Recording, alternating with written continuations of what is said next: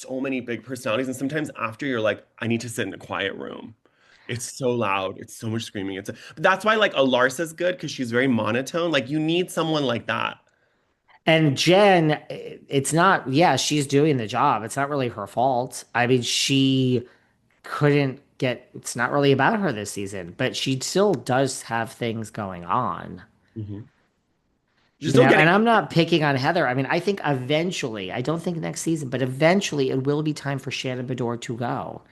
I don't know what we really have left from her either, but I don't think it's going to be next season. I really just think it's going to be, I don't know, but I think they should do a major cast shakeup personally, I but I agree. don't think they're going to. And I think Katie should just stop with her empty threats because she has bigger problems.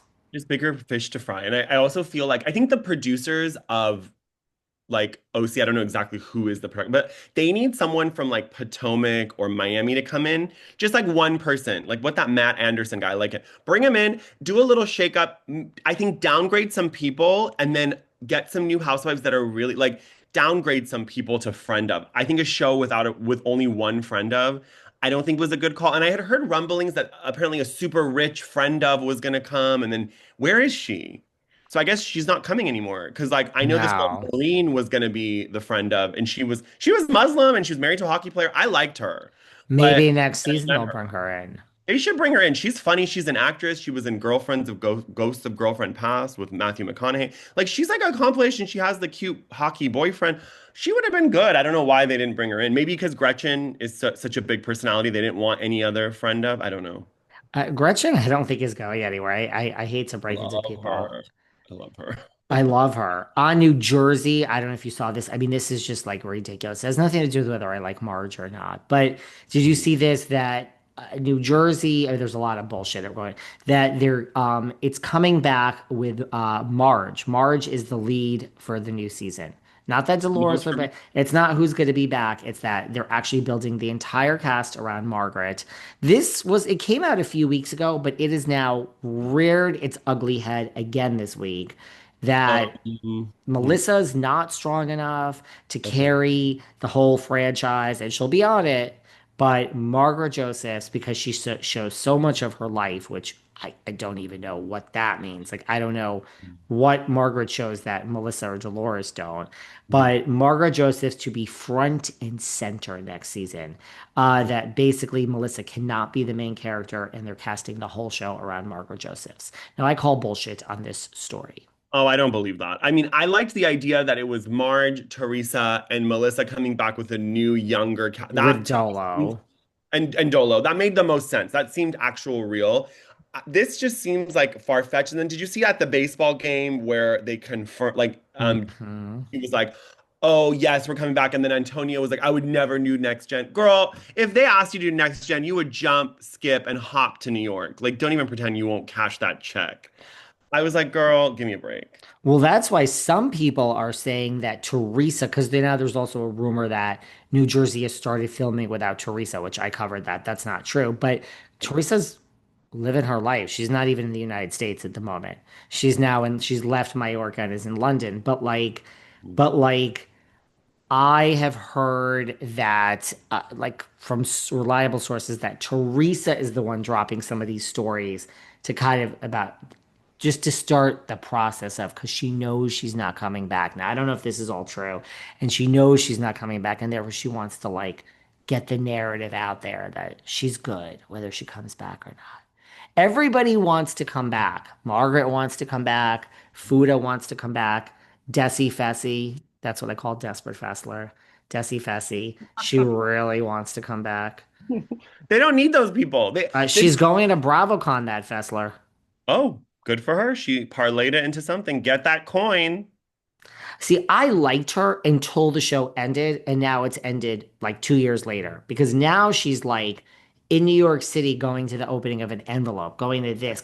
You had a wonderful life before this. Like, I don't know. I don't like when people throw away their whole existence To prior become a to getting on reality. a show when they're in their 50s. You live 50 years where you're not a happy person. And Yeah. now it's like they're on a red carpet, and I It's don't know. intoxicating, David. I think it's like a drug. It's an I know. addiction. That's why a lot of rich people, like even did you see Jeff Bezos was like, "Oh, I want to get my wife into acting." Like there's this like even when you're a Hmm. billionaire, you're like, "I want fame." Like fame, Yeah. it's always fame first, money second. And I think for a lot of people that's really hard for them, and that's why a lot of celebrities turn to alcohol and drugs when they're not famous. Because you feel worthless. So I think you're on a show, everyone's talking about you go to these panels, you go everywhere in New Jersey, everyone's like Jen Fester, and then all of a sudden nobody cares about you. And so BravoCon, even I've seen like the Yes. intoxication of these Bravo stars. They're like, oh my God, I'm like a rock star. No, there's like 30 people waiting for you outside your hotel. You're not a rock star. I get it. Like, I agree with all that. And I think fame is such an addictive drug, but Totally. I don't know. I say, Mhm. look, I get it. And maybe I was that 2 decades ago, but I can truly tell you money all day, every day over Same. fame for me 100%. personally. 100. I do not need to be any more quote unquote known than I am now. I am Mhm. interested in opportunities. Sure. I would never say no to a reality show because of what it could lead to financially. But Sure. you look at like a Meredith Marks. To me, she gets it. She has the caviar. She is a DJ. She has Meredith, like she is there to mini Bethany. You're not Bethany, girl. Calm down. Me. But she gets that. I truly believe Meredith Marks wakes up. I don't see her getting that nasty on social media with people. No. I think she No. says, this job will end. Now, I'm an OG, and I mean, my job isn't in jeopardy, but one day I will not be on the Salt Lake Housewives. So we will have caviar, we will have champagne, we will have DJ, we will have cars, whatever she can brand Meredith Marks. If that's going to lead to more money for her family and her daughter and her son, and the son has this and that, 100%. just get your coins because it will that I think Meredith does it the exact way that I would do Housewives. I I really agree with do. I I really agree with do.